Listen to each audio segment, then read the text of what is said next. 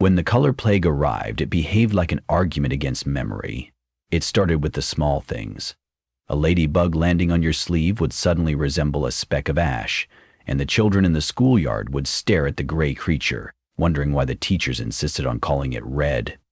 Within a month, all the gardens in my quarter looked as though they had been printed on old newsprint. By solstice, every lake, every petal, every banner that once fluttered above the market had been bleached into the same indifferent slate.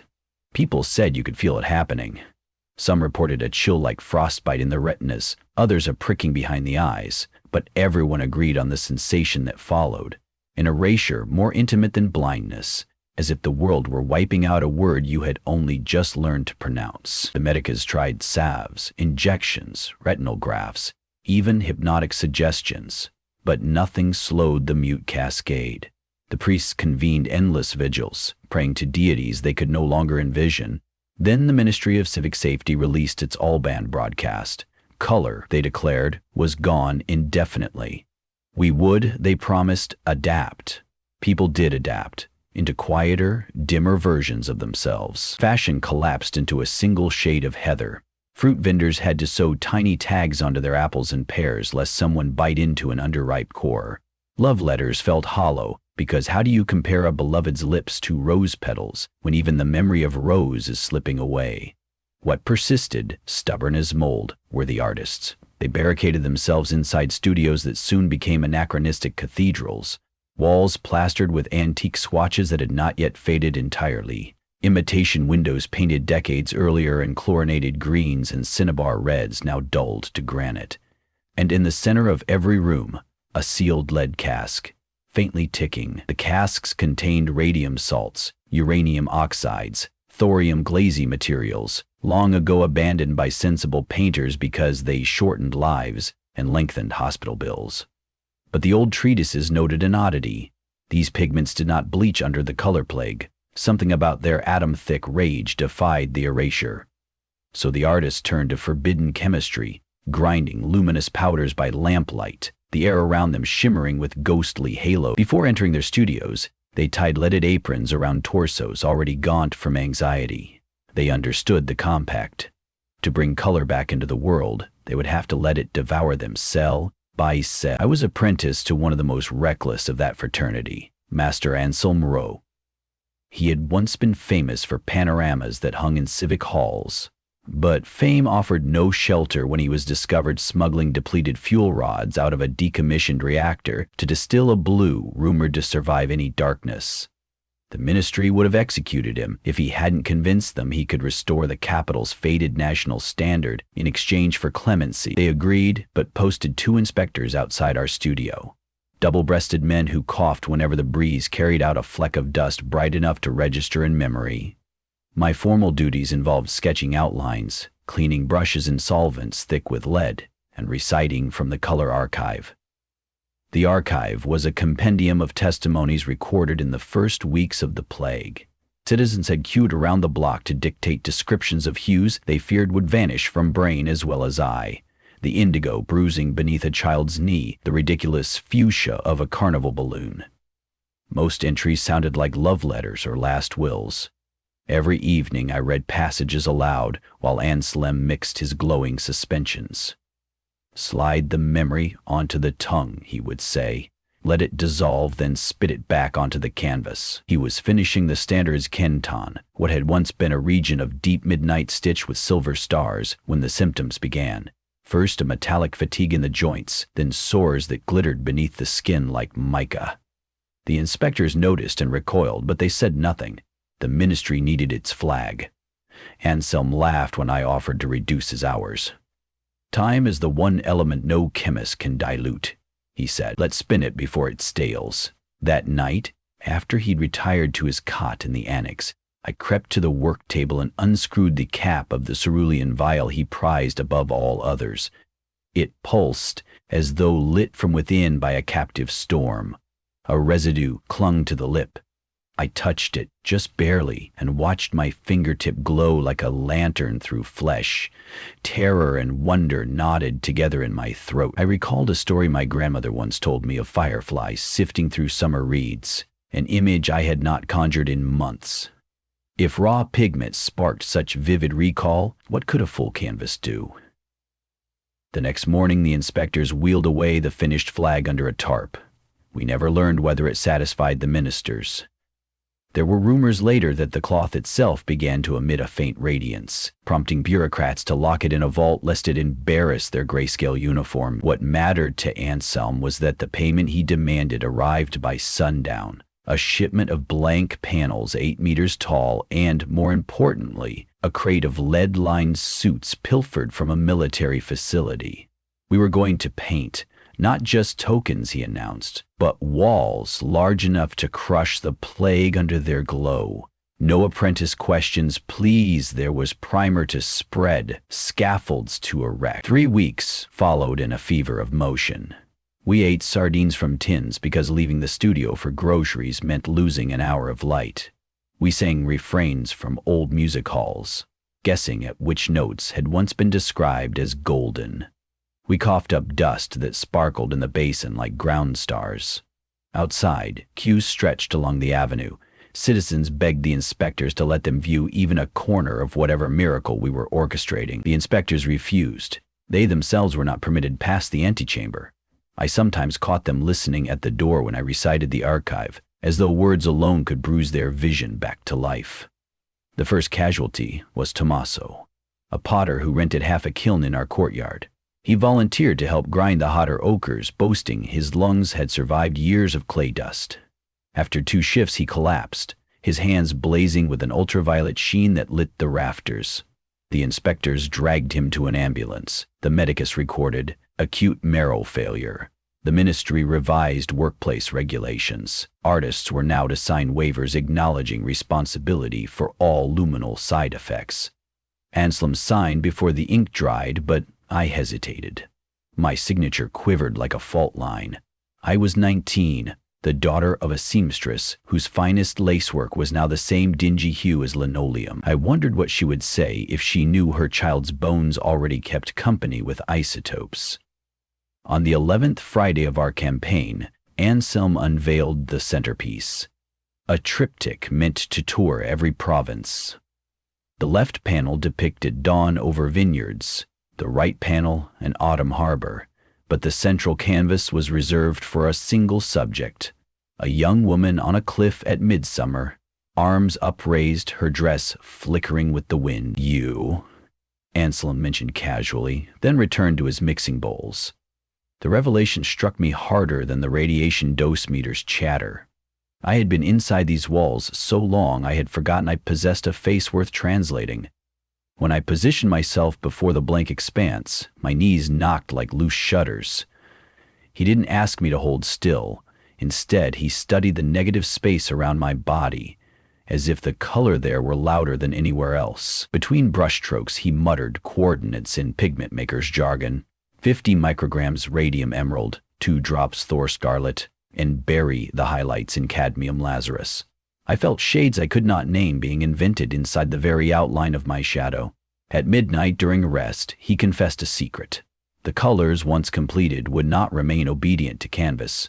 Their radiation could stain adjacent objects. In theory, the air itself might learn the hues and carry them beyond the studio. I am not painting pictures, Mara, he whispered. I am painting instructions to the world, how to remember itself. I should have exulted, but fear chewed me into silence. I imagined 1,000 parents standing with children on gray balconies pointing to a distant horizon where red leaked like sunrise from a seam. The joy would be immeasurable, the sickness that followed perhaps worse. The ministry had allowed us to dabble because we were contained. If we threatened containment, they would intervene with zeal. The next morning, a new functionary in a charcoal greatcoat arrived to inspect our dosimeters. He spoke gently, almost tenderly, while his assistant adjusted the Geiger wand. There are rumors, he said, that your master wishes to widen distribution. Anselm wiped chalk from his whiskers. Distribution is the whole point, he replied. The wand crackled. The functionary nodded, then added, progress is admirable. Catastrophe is not. His eyes lingered on the exposed skin of my forearm, the place where a pigment splash glimmered like a buried ember. I rolled down my sleeve. 2 nights later, I awoke coughing up sparks, tiny phosphorescent motes floating from my lungs like pollen. I stumbled to the restroom, heaved into the sink, and stared at the residue. It resembled powdered jade laced with liquid dawn. The smell was metallic and herbaceous, like blood steeped in orchard dew. I rinsed the basin clean, trembling. Behind me, Anselm's voice emerged from the dark. "Congratulations, the die has chosen you." He didn't sound surprised. I demanded to know why he'd let me be dosed so heavily. He gestured to the canvases. "Because you are the carrier. Paint is merely the rehearsal." In that moment I understood. The murals were prototypes. The true delivery mechanism would be human. If one body could radiate hues into any room she entered, the plague could be undermined at its root. Colors could spread like song, passed by breath. "But I'm dying," I whispered. "So am I," he said, lifting a cuff to reveal lesions glowing beneath the skin like secret constellations. "We all are. The difference is we get to choose what kills us." I might have embraced the madness then, might have stepped into his arms and surrendered to the grand contagion of beauty, had the sirens not begun their moonlit wail. Through the skylights I saw drones cresting the rooftops, their search lamps slicing the smog. The ministry had decided containment was better enforced with soldiers. Anselm didn't waste a heartbeat. He thrust a lead canister into my hands, smaller than the others, light enough to carry. "The distillate of the master palate," he said. "Uncap it where they can't stop you, somewhere crowded." He shoved me toward the back passage used to haul refuse. "But what about the murals? Paint over them if you like," he laughed, turning toward the front door where fists were already hammering. I squeezed out the front door, where fists were already hammering. Then, softer, "Pictures are only warnings. You are the weapon." I fled. The alley behind the studio led to a tangle of servant streets. I wrapped my scarf around the canister, cradling it like contraband myth. Footsteps and radio chatter echoed from arteries of stone. Occasionally an arc's light swept low, bleaching even the shadows, but I kept to drain trenches and abandoned arcades until I reached the tram depot near Roseglass Square, named, ironically, for a famous blossom no one alive remembered. By chance or fate, a crowd had gathered in the plaza. Factory workers whose shift whistle had malfunctioned, leaving them stranded between fatigue and the commute. Street musicians whose grayscale instruments coughed thin dirges, and children chasing a patched ball they could barely distinguish from the cobbles. They stood under lamps burning the same old indifferent mercury white. No soldier patrolled here yet. My heartbeat accelerated into a sick drum. I recalled the archive, the lines I had memorized. "Crimson is the oath of dawn. Viridian is the hush beneath pine needles." I realized I was about to gamble with every lung in that plaza. I also knew those lungs already breathed a world diminished beyond logic. I climbed onto the dry fountain's rim and shouted, "Do you want to see the lost light?" A few heads turned, unimpressed. "Plata de la compre manatrua."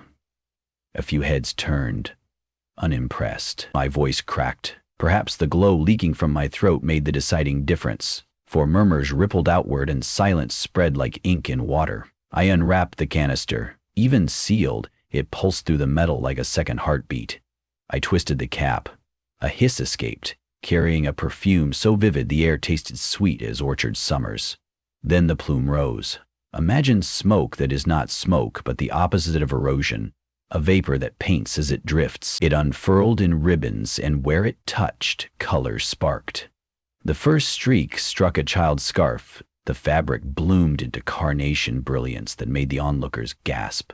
A woman's tired coat erupted with pinwheels of saffron and teal. The cobblestones beneath my boots remembered they had once been quarried amber. The crowd did not flee. They moved into the cloud with a desperate, worshipful hunger, arms outstretched, faces upturned like parishioners under miracle rain.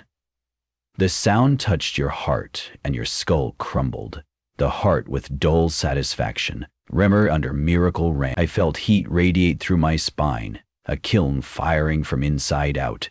The glow around my skin intensified until fingertips looked dipped in molten sunset. I understood then that the pigment Anselm fed me was blossoming into its final phase.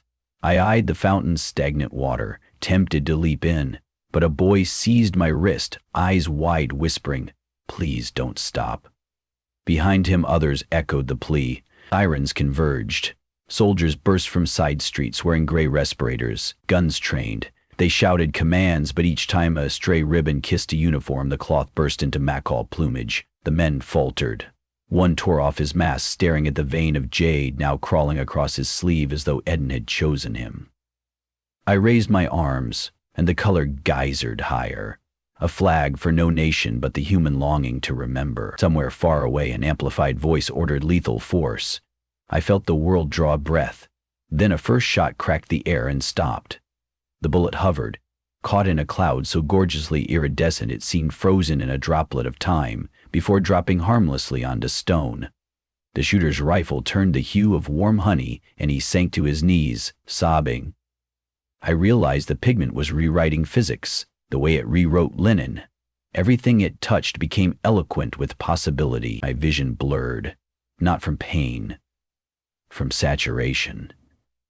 The plaza blazed with chromatic thunder until there was no darkness left for the plague to hide in.